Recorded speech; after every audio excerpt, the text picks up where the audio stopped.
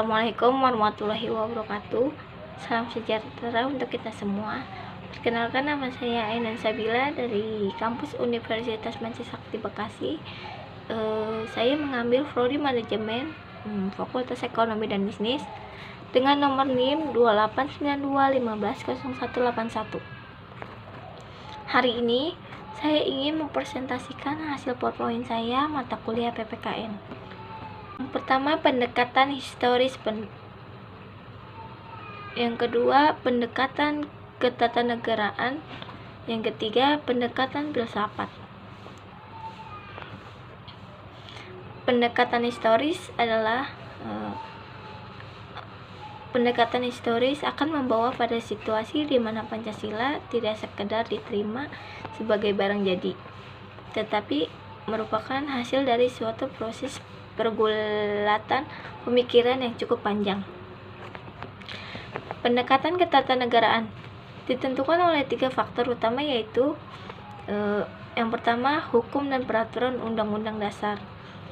Yang kedua, sistem politik yang sehat tercermin dengan baik. Yang ketiga, tingkah laku sosial dalam infrastruktur politik. Pendekatan filsafat. Pendekatan filsafat paling banyak digunakan pendekatan hermeneutik. Hermeneutik adalah metode pendekatan filsafat untuk memakai fenomena-fenomena hidup. Artinya, pergulatan pemikiran dalam tataran praktis. Mempelajari Pancasila tidak sebagai sebuah dogma yang sakral, tetapi mempelajari Pancasila dari pendekatan ilmiah akademik atau dari segi yuridis konstitusional dan objektif ilmiah.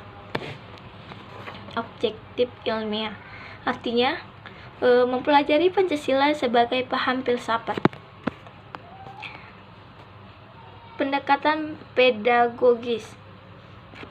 Pendidikan Pancasila sebagai pendidikan nilai interpretasi harus diikuti usaha konstruktif atas nilai yang muncul. Artinya, tidak hanya sekedar kritis tetapi juga mampu memberikan solusi. Berarti menggali Pancasila sebagai pandangan hidup bangsa. Filsafat harus memenuhi syarat-syarat berpikir, yaitu yang pertama rasional, yang kedua kritis, yang ketiga sistematis, yang keempat menyeluruh, yang kelima normatif, dan yang keenam mendalam. Perbedaan nilai norma dan sanksi. Nilai adalah sesuatu yang berharga atau penting. Sifat nilai nilai bersifat imanen atau subjektif. Nilai sifat universal dan objektif. Norma. Norma adalah ukuran bagi perilaku atau patokan atau pedoman perilaku berdasarkan sumber. Yang pertama, norma dekat. Tolak ukur langsung dapat diterapkan pada yang harus diukur. Yang kedua, norma terakhir atau asli. Alasan berlakunya norma dekat berdasarkan cakupannya.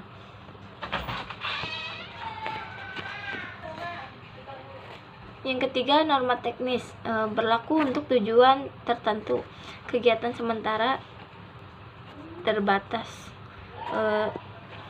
Yang keempat, norma berlaku umum, skala luas bagi banyak orang, seperti norma sopan santun, norma hukum, dan norma moral.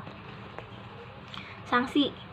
Sanksi adalah hukuman atau penghargaan yang diberikan untuk ketepatan pelaksanaan norma.